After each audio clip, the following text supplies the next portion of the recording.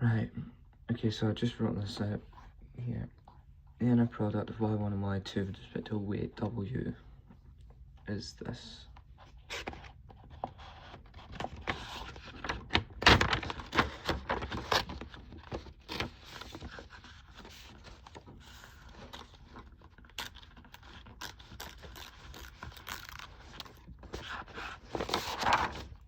So, analogous to the finite dimensional case, we have theorem 2.1. For a sufficiently nice self-adjoint operator L on a sufficiently nice space of functions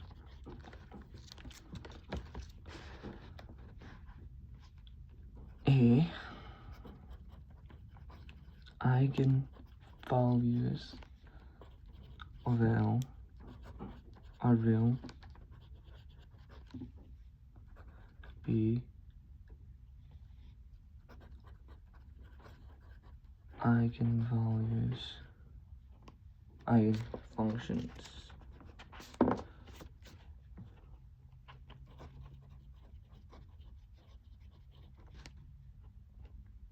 of it with respect to different eigenvalues are orthogonal with respect to the weight W. C. We can take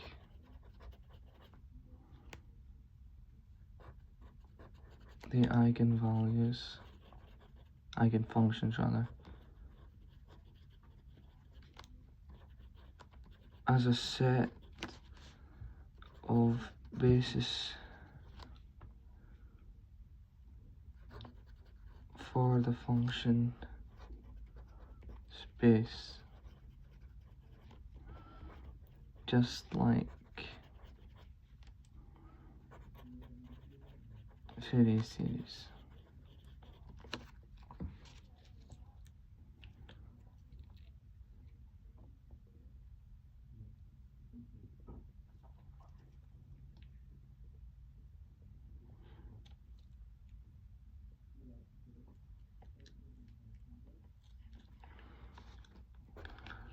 Okay, proof of a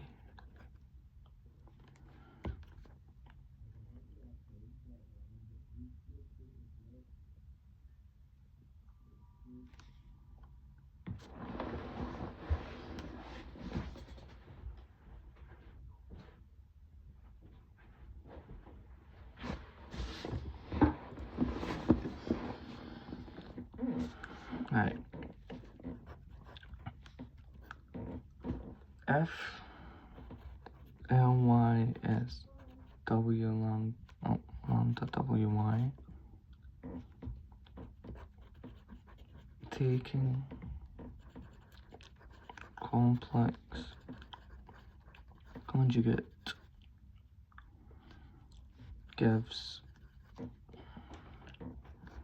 Ly star equals lambda star W y star.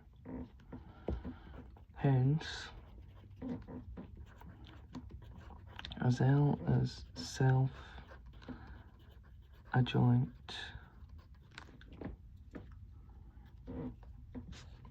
zero is integral from A to B, of y star ly minus y ly star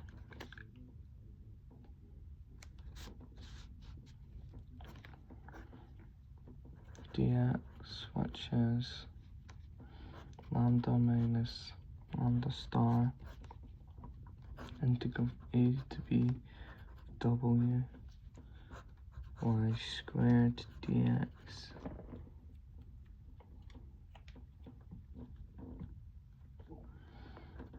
which means lambda equals lambda star, so lambda is real.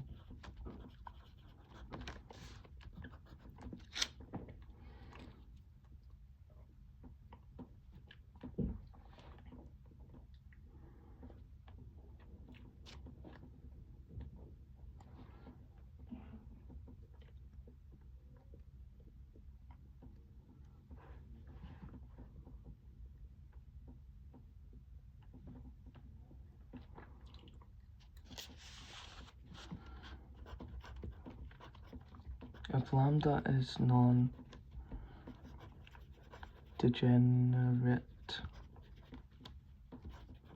sample,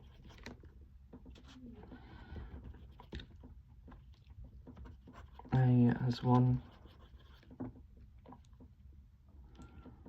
dimensional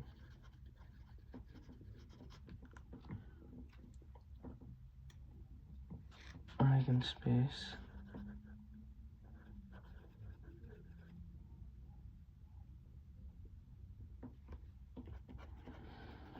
then Y is guaranteed to be real.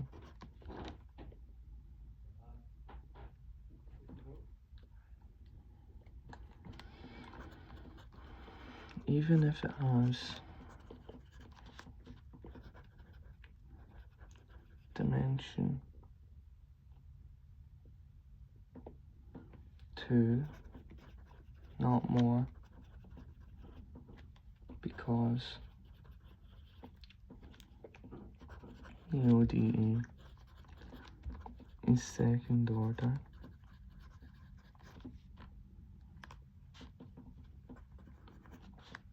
We can still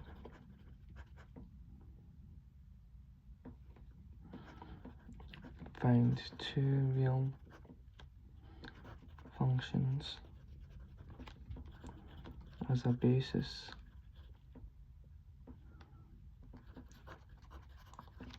of the eigenspace.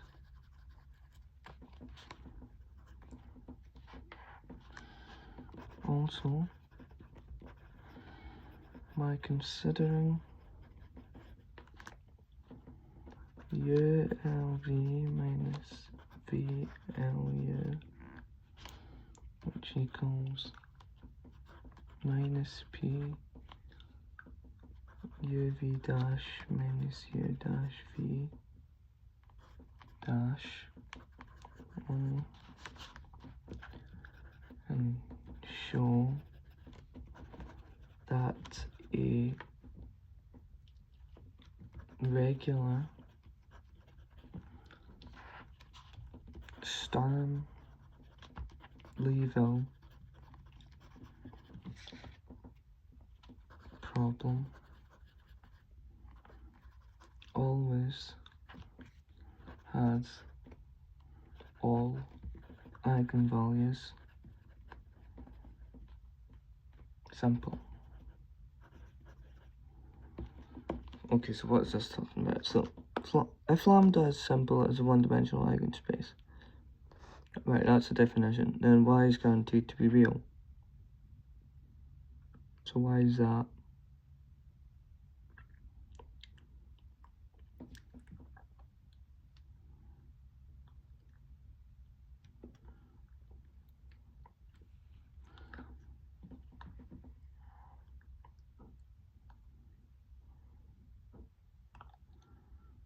Even if it's dimension 2, not more, because you're the second order, we can still find two real functions that are based on the eigenspace.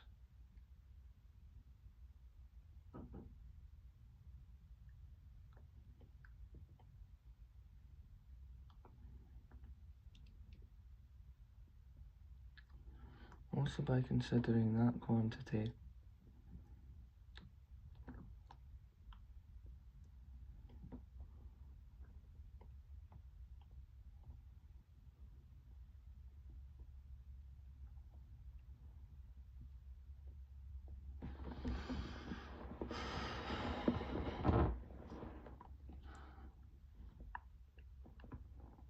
Okay, so what we're seeing here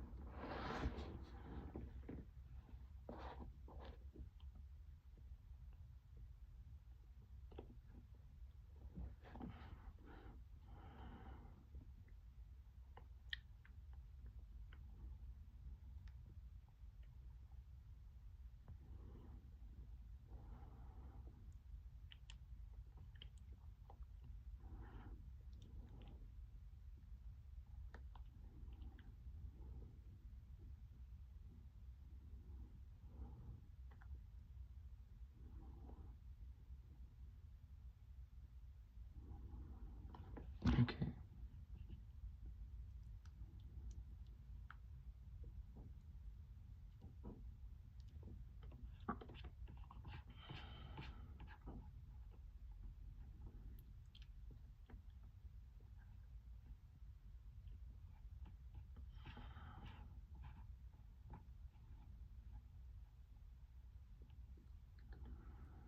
Okay.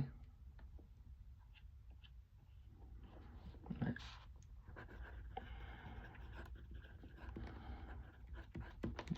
Suppose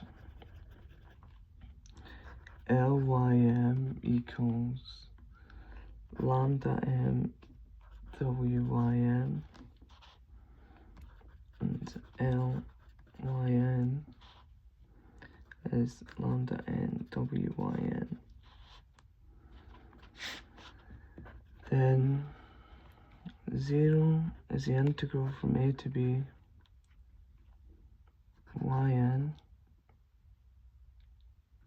LYM minus ym lyn by the self-adjoint nature dx equals lambda m minus lambda n a to b wym yn dx, but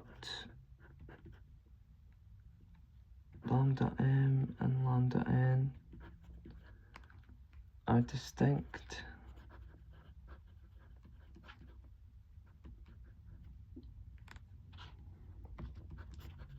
The claim follows.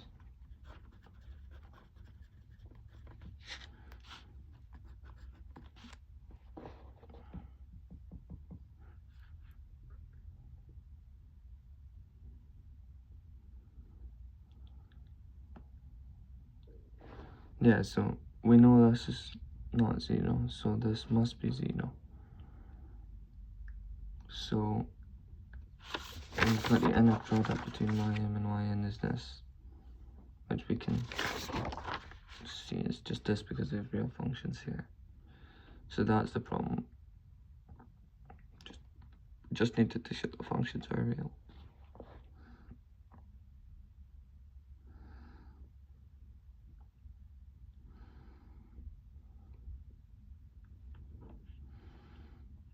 Okay. As an aside, we do not really need the weight function in order to formulate Sturm-Liouville theory,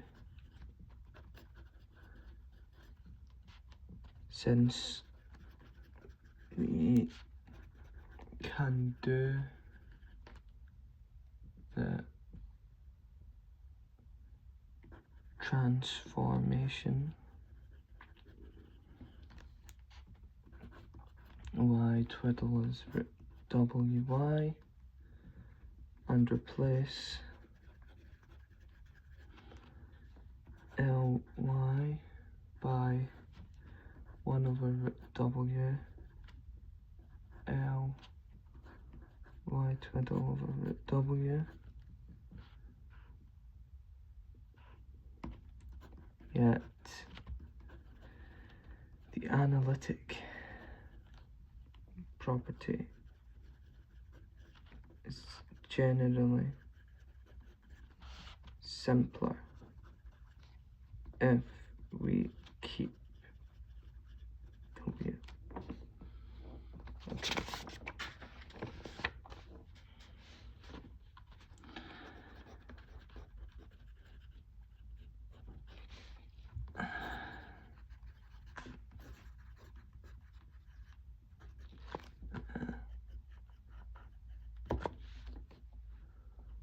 Okay.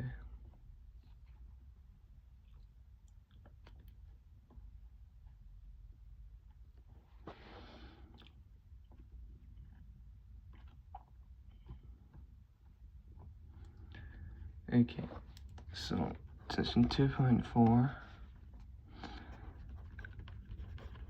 eigenfunction expansions.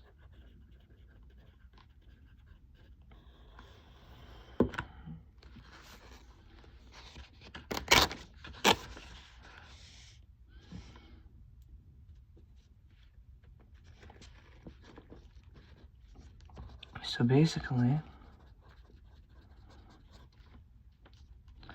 we just want to find an expansion f, which is the sum from n is 1 to infinity, an yn, where yn is a set of eigenfunctions of some self-adjoint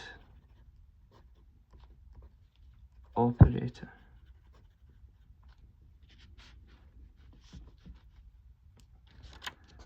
Theorem 2.1 part C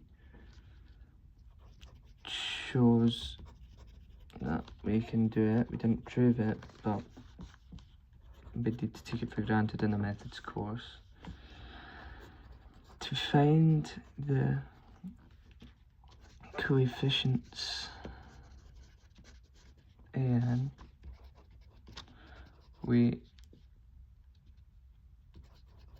can use orthogonality to get the integral from a to b of w, y, n, f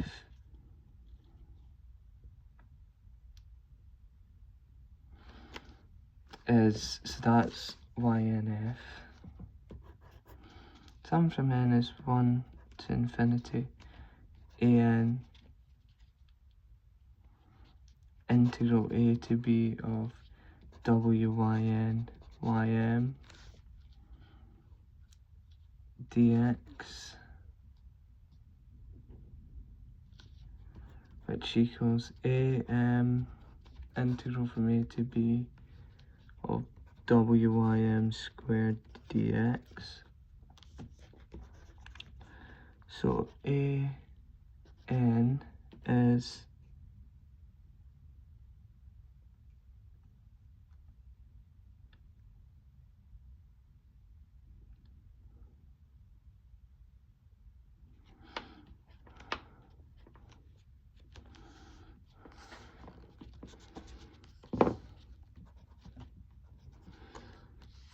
an is the integral from a to b of wynf.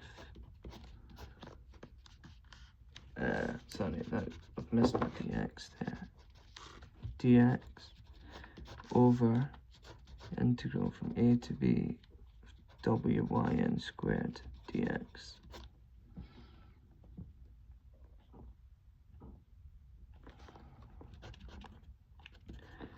It's a common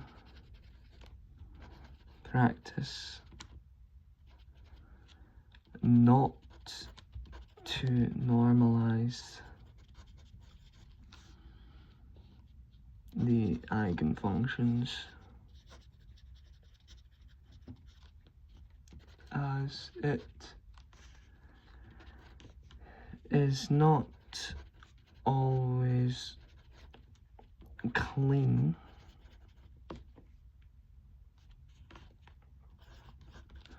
of course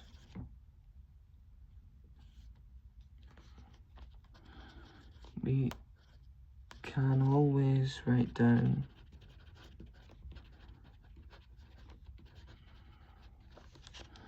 y is yn over a to b of wyn squared dx square rooted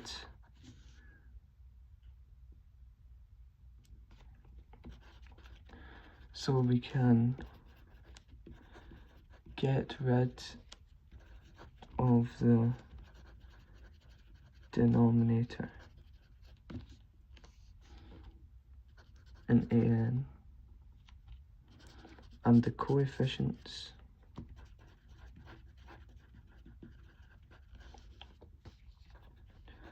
will have the expression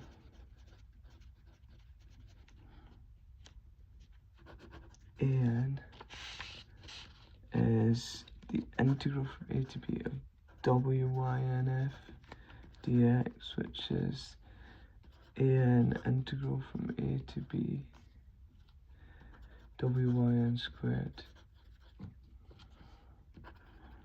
But it isn't that useful and can cause messiness. So what have we actually done here? Right, so this is all good up to here. So common practice not. Of course, we can always write down yn to be this.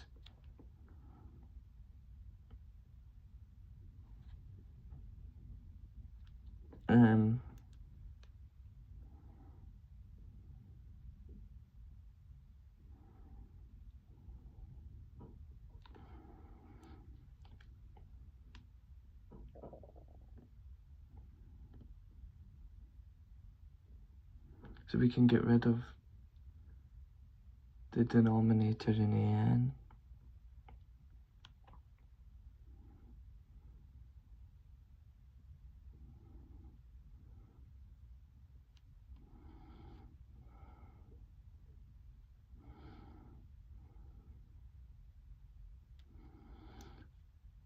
So I don't know why you would want to do that.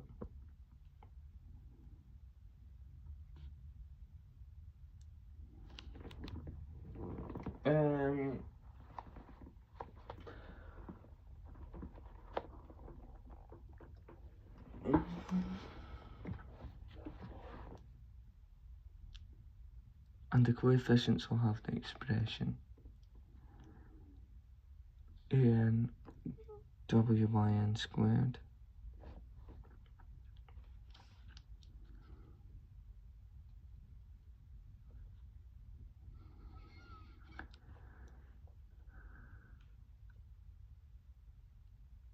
okay, so f equals an yn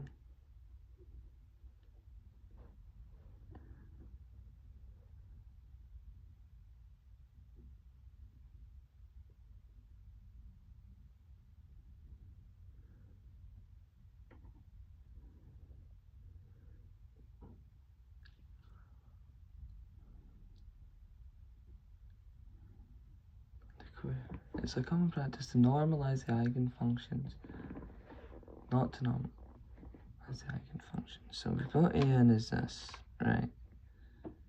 So we could write down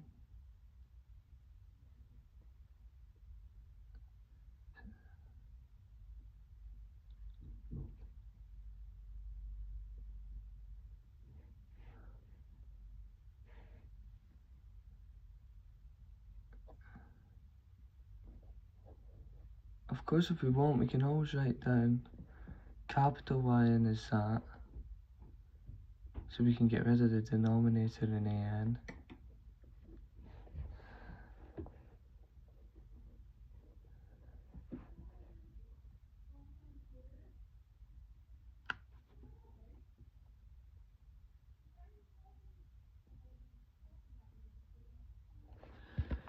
Example 2.2, right? Recall the particular operator already in Sturm-Liouville form. Ly is y double dash. Then with appropriate boundary conditions, we can easily get the eigenvalues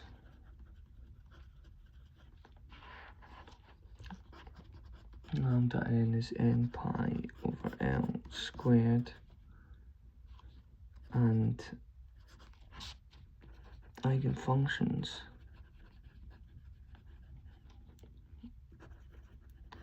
being the trigonometrics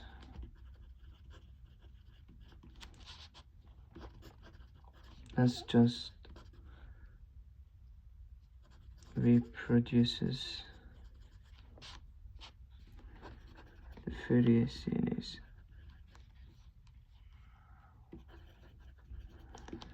So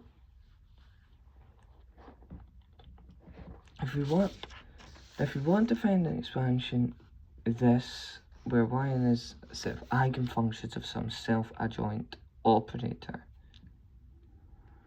then we can do it by theorem 2.1c. To find the coefficients, you can use orthogonality. Okay, we don't usually normalize it, right? Okay. So recall the particular operator already in Sturm-Liouville form. Ly is y double dash, right?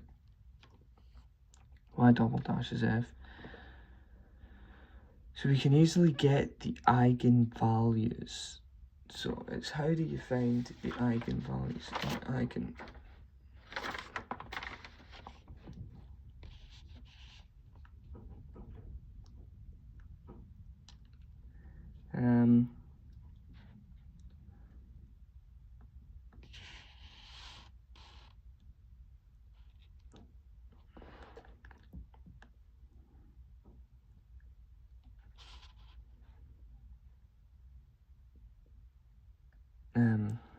So if we do it like so, y double dash is lambda omega y, where we know this is bigger than 0.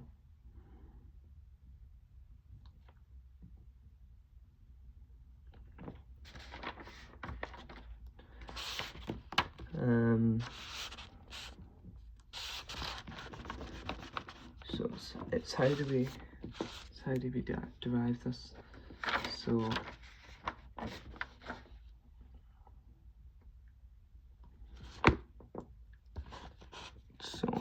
y double dash is lambda wy.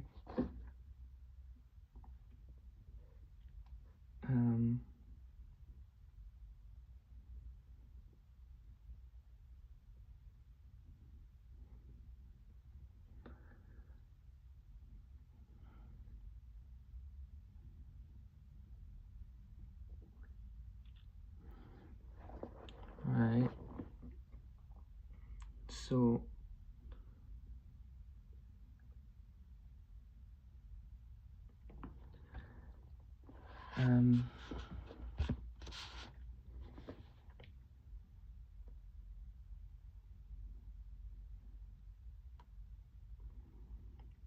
So it's how do we, it's why is it saying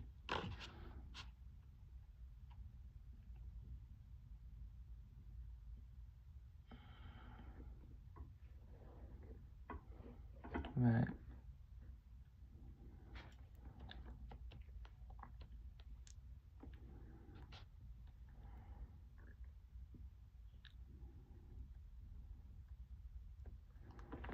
So what lambdas can we get which work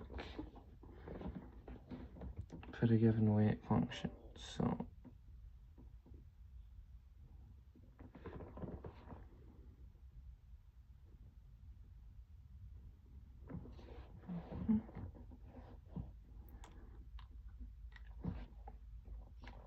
right, so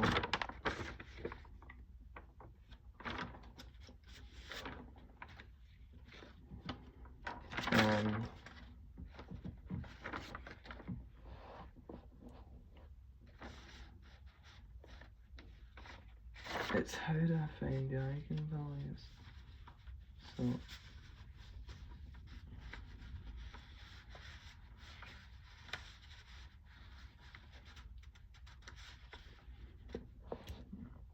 right.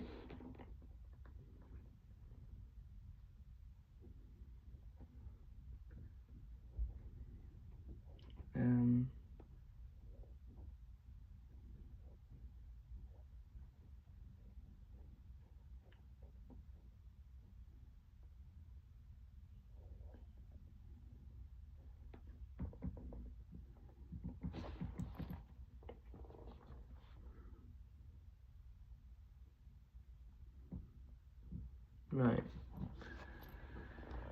So we can easily get the eigenvalues.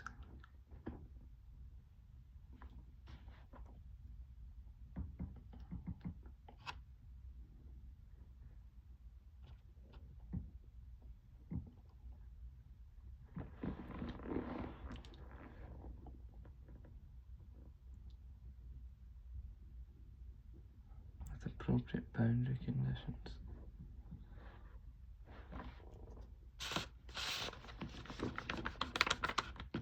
We can easily, so it's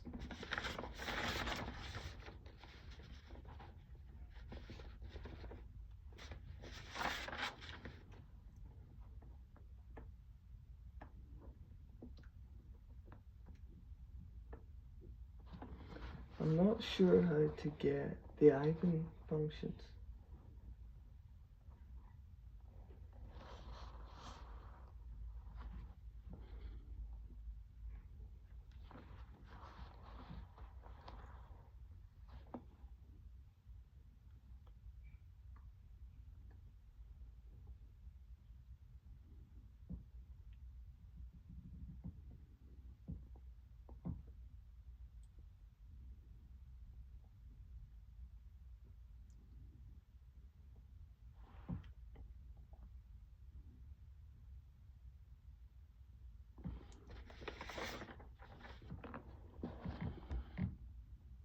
Okay.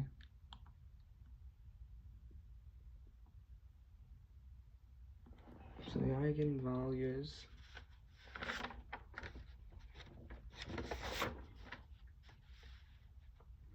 for a particular weight function.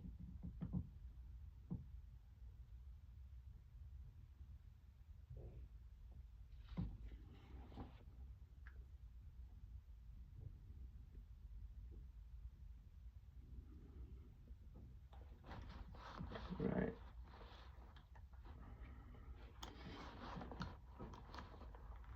Okay.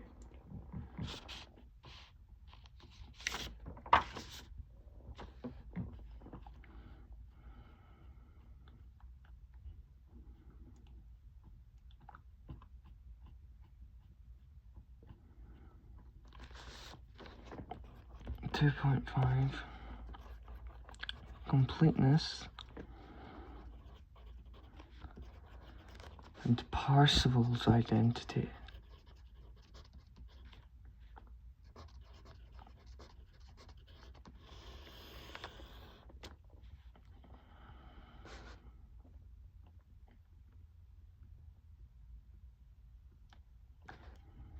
We expand. 0 is the integral from a to b w f minus sum and squared, because that's dx, which equals a to b wf squared minus 2f n is 1 to infinity a n y n, add sum from n is 1 to infinity a n squared y n squared, because of the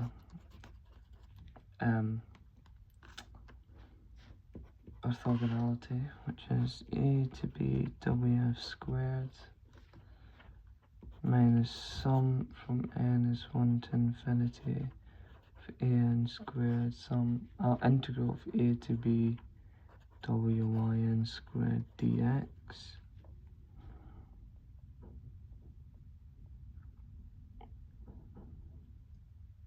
So how are we getting this?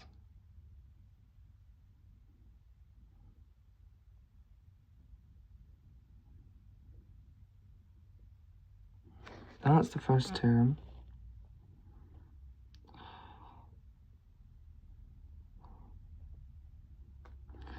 That's that term.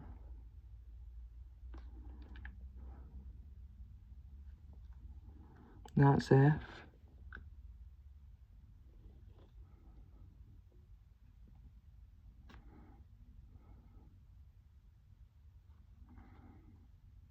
So yes, we can replace f with that. That gives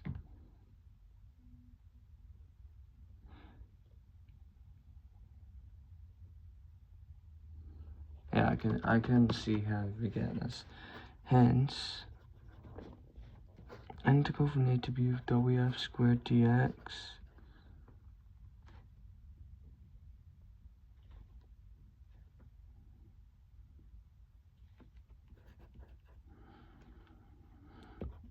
because sum from n is 1 to infinity a n squared integral a to b of wy n squared dx, which is sum from n is 1 to infinity of a n squared.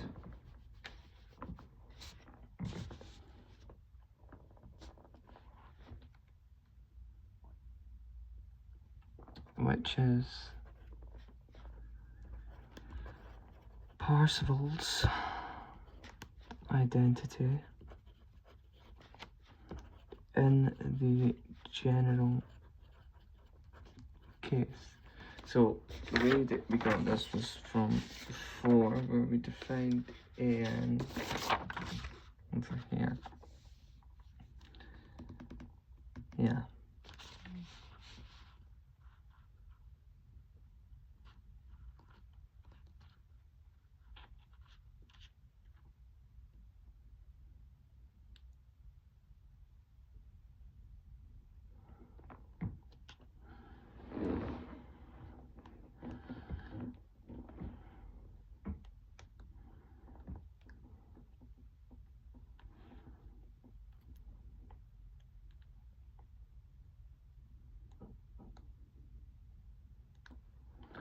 I'm not entirely sure that square root is there.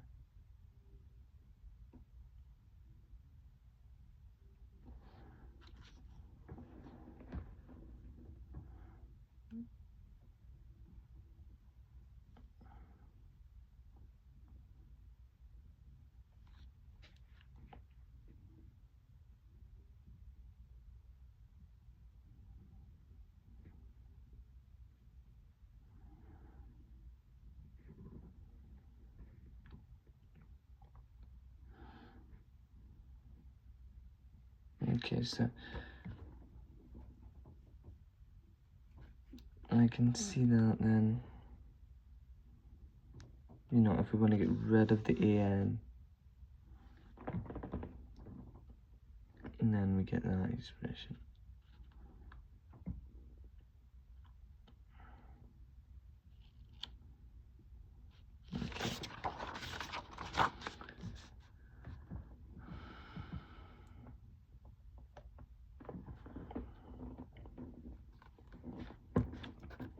easily our previous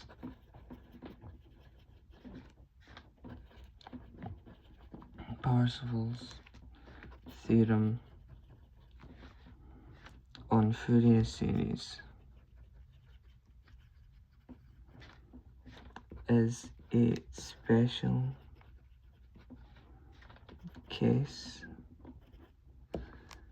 So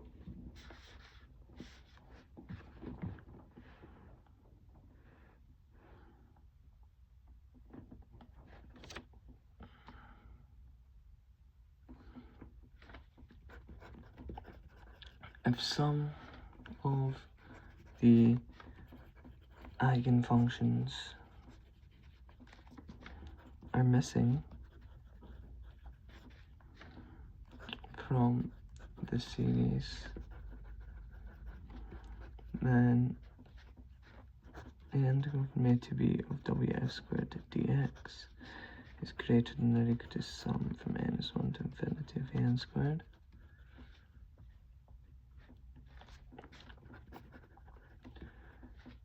This is known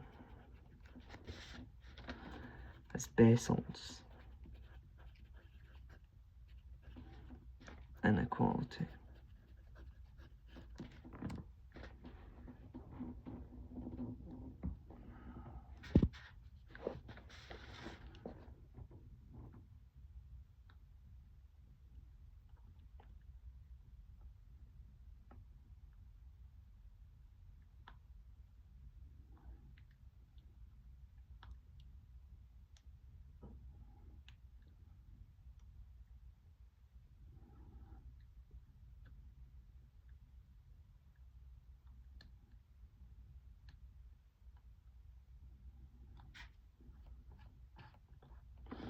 Consider partial sums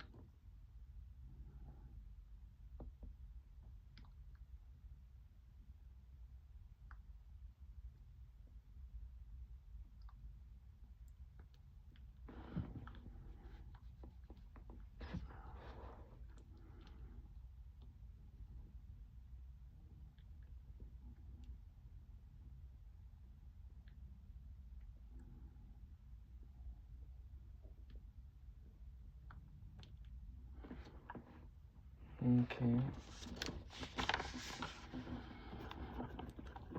Consider the partial sums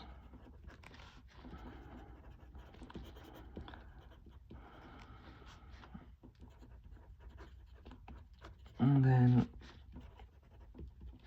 we have Sn tends to f as n tends to infinity, where we would like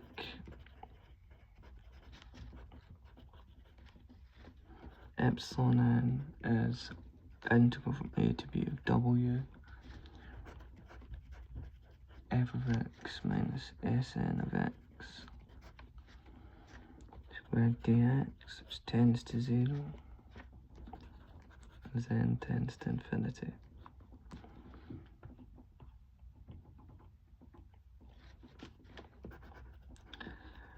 An interesting question is that, well, we know the series converges as we want. If we truncate the series,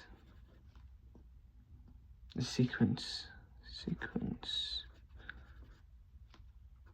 in sum n would the coefficients an n less than or equal to n provide the best approximation with respect to the error defined in this way of that particular partial sum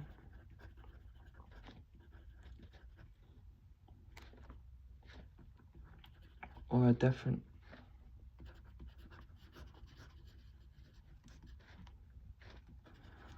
set of partial coefficient will yield a better result. To answer this, we evaluate d epsilon n by dn equals minus 2 integral a to b wyn f minus the sum of k is 1 to n of a k y k dx, which is minus 2 integral from a to b of wf yn minus an wyn squared dx. So why is that?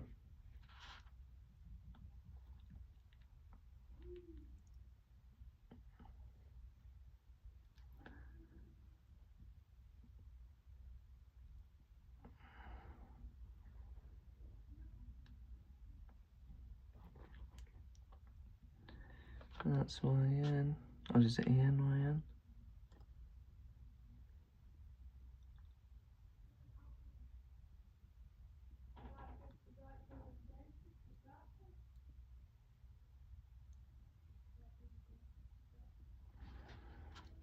I'll come back to it.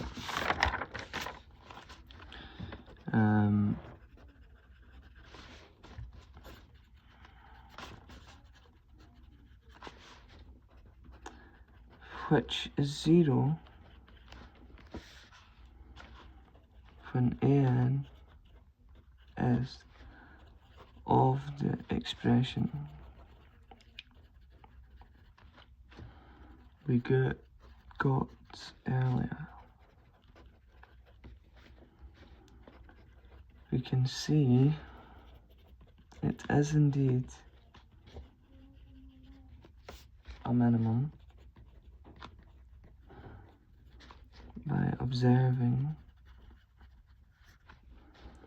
d2 epsilon n over dn squared is twice the integral ab yn squared dx, which is greater than or equal to 0. This answers our question. Okay, so I'm keen to know what epsilon n is. So epsilon n is defined up here.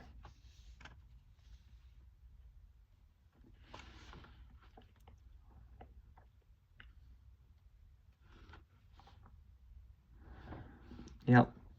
So when you differentiate with respect to an,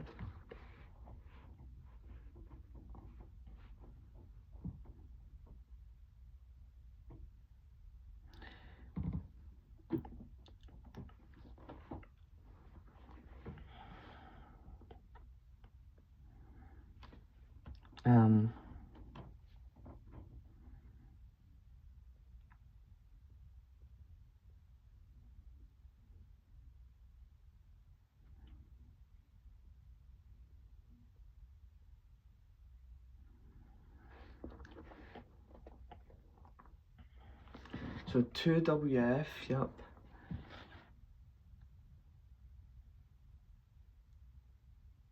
And then, well, we write f as the sum of the n, yn. So I'm not sure how we get the minus 2 at the front there.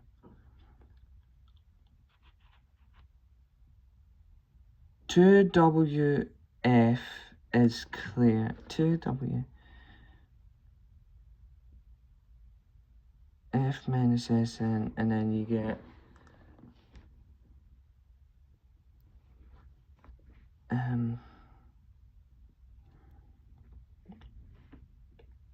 times the derivative of that with respect to AN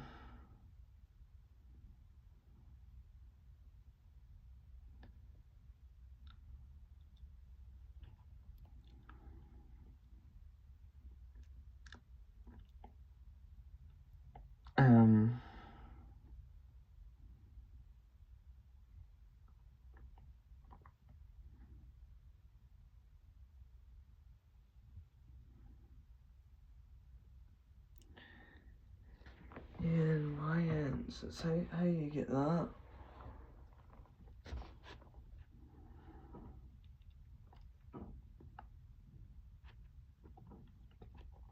Right, so differentiating this with respect to AN, you get 2WF minus SN, right? And then the derivative of this inside bit with respect to AN, which gives you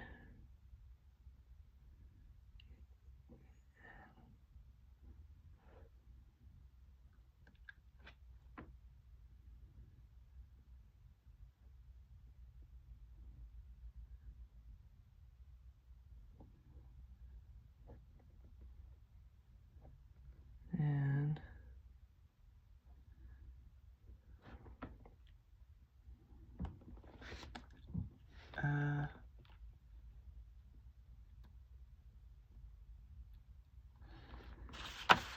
so I'm just gonna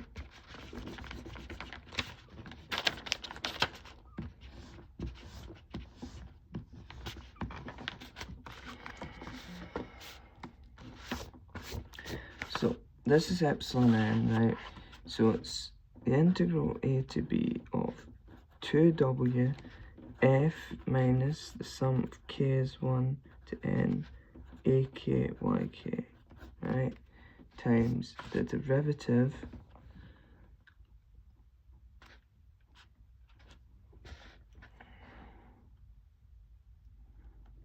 right, so it's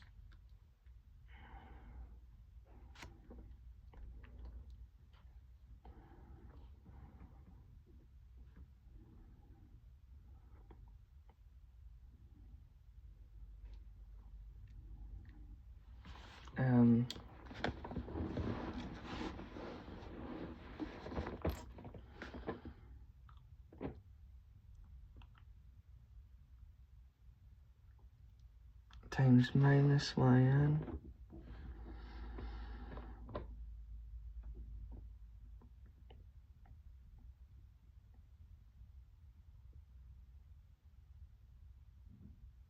a different set.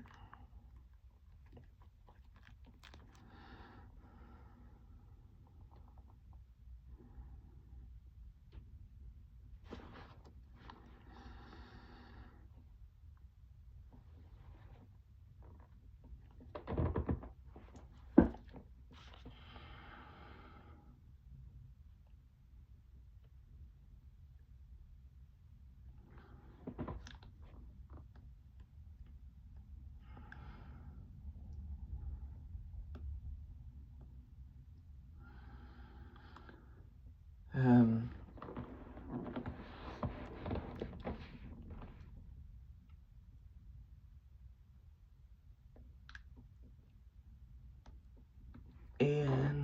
so what's f? What the hell is f? F is the infinite sum.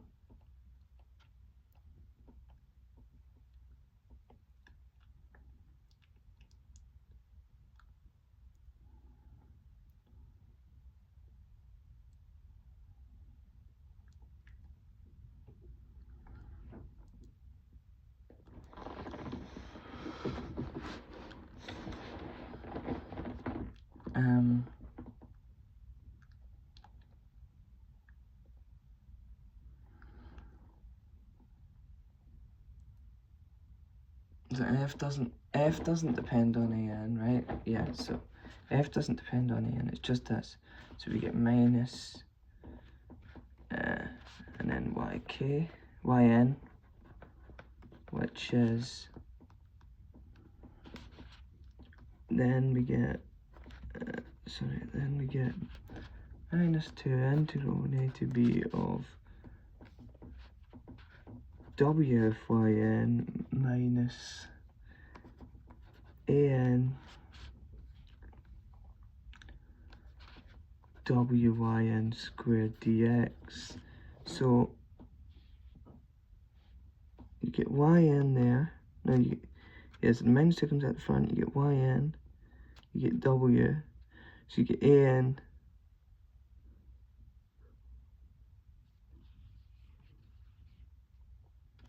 to that term's an yn apparently.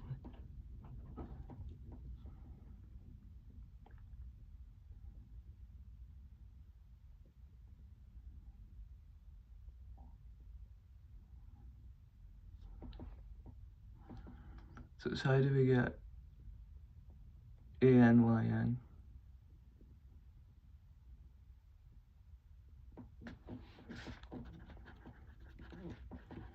Which is 0 when n is the expression earlier.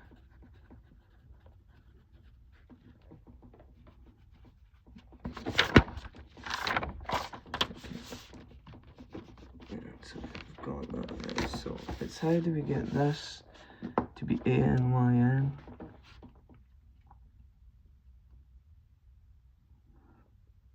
And I think the answer is because it contracts because of orthogonality.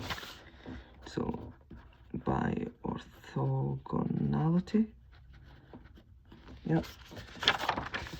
Okay, which is 0 when, so that's 0 when n is wyn or yn over f or something.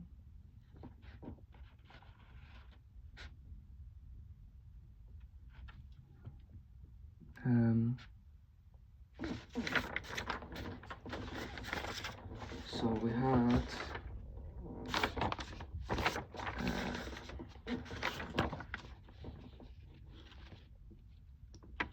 an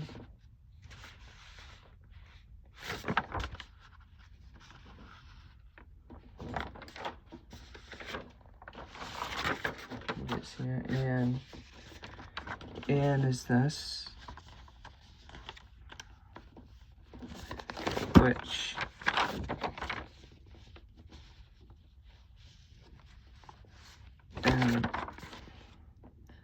here we can see that when this is 0, you get wyn squared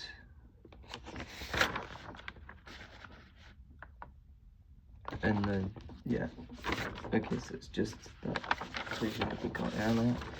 And the second derivative we can get from here, so we have this, we run the difference with respect to an, you get the 4 out the front, no, you get 2 wyn squared dx, and that's greater than or equal to 0, and that shows it's a minimum. Okay, I think that's enough for now.